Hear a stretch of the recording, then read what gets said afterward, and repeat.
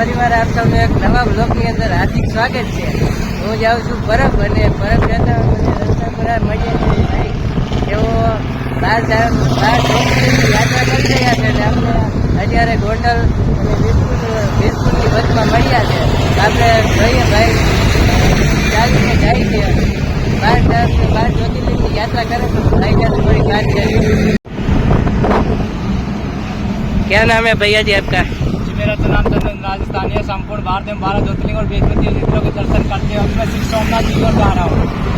तो अभी मैं हरिद्वार से यात्रा आरम्भ कर 2100 किलोमीटर की यात्रा तय करते हुए श्री सोमनाथ जी को बढ़ रहा हूँ, जो कि मैं अभी राजस्थान के तीर्थ स्थल और गुजरात के तीर्थ करते हुए जा रहा हूँ। तो आप दोस्तों से यह विनती है कि मेरी क्या मैं गुजरात के जितने भी तीर्थ स्थल है जो हमारे इतिहास से छुपा दिए गए हैं, क्या मैं उन तीर्थ स्थलों को दर्शन करूँ या ना करूँ, और जो हमारे इतिहास जो नहीं हमारे इतिहास के पन्नों से छुपा दिए गए क्या उन तीर्थ स्थलों के दर्शन करने चाहिए नहीं करने चाहिए। तो यही मेरी आपसे विनती है। हर हर महादेव। આવું કંઈક બોર્ડ લગાવેલું છે। આ 12 જ્યોતિર્લિંગની યાત્રા કરે છે ભાઈ, હાલીને જ યાત્રા કરે છે। તો આપ જોઈ શકો છો કે આમાં સોમનાથથી લઈને બધા જ્યોતિર્લિંગ 12 જ્યોતિર્લિંગની યાત્રા કરે છે ભાઈ। આમાં પૂરેપૂરી બધી डिटेल આમાં આપેલી છે અને ભાઈ ચાલીને કરે છે યાત્રા। भैया जी आपको कितना टाइम हुआ आप निकल गए? 2100 किलोमीटर की यात्रा तय कर चुका हूँ। 2100 किलोमीटर की यात्रा तय की और कितना दिन हुआ? 66 દિવસ થયા ને ભાઈ। એમને હાલીને જ બધા આખી યાત્રા કરે, બહુ મળીને બહુ આનંદ થયો ભાઈ।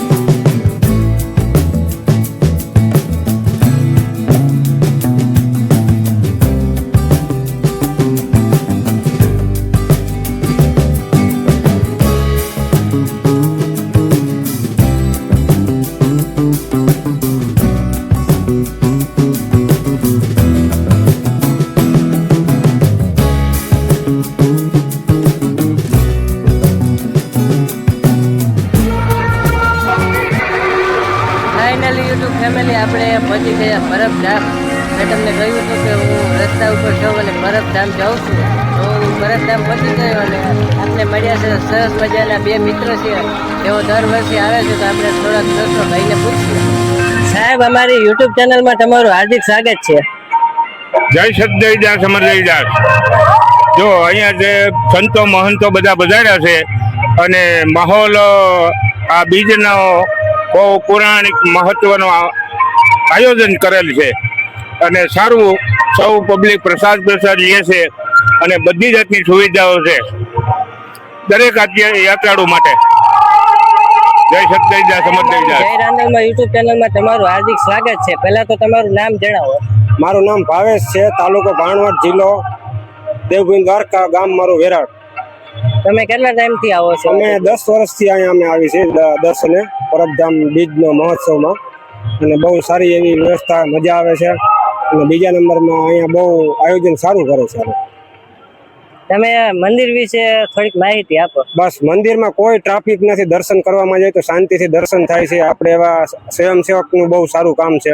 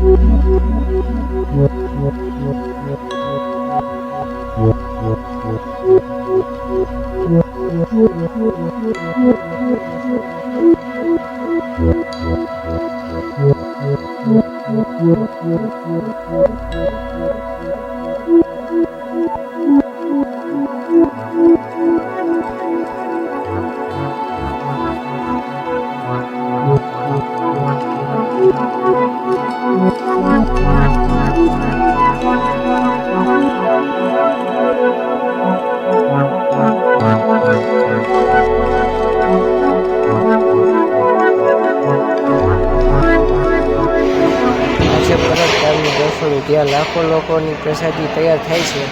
આ જગ્યા ઉપર ઘણા બધા સ્વયંસેવકો દ્વારા ઘણી બધી ચુસ્ત બંદોબસ્ત હોય છે અને આ જગ્યા ઉપર રસોઈ બનતી હોય છે. તો આપ જોઈ શકો છો કે ઢગલા માટે આ જગ્યા ઉપર બધું બકાલું આવી ગયું છે અને કામ ચાલુ છે.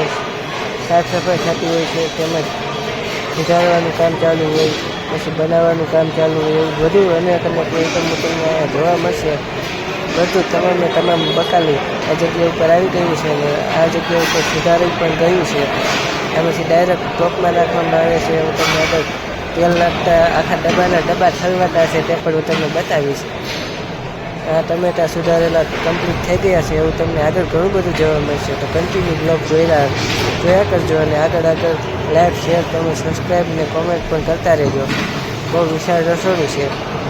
હવે આ બધા ડબ્બા ઠલવા છે તેલના અને એક ટોપમાં ઘણી બધી રસોઈ બનશે અને આ રસોઈ બનીને કમ્પ્લીટ થઈ ગયેલી છે. મોટા તપેલામાં કમ્પ્લીટ થઈ ગયેલી છે રસોઈ. બધું ઘણું બધું હોય છે. આમાં તેલ અત્યારે ઠલવે છે ને બીજા ટોપમાં રસોઈ બનાવવાનું કામ ચાલુ જ છે.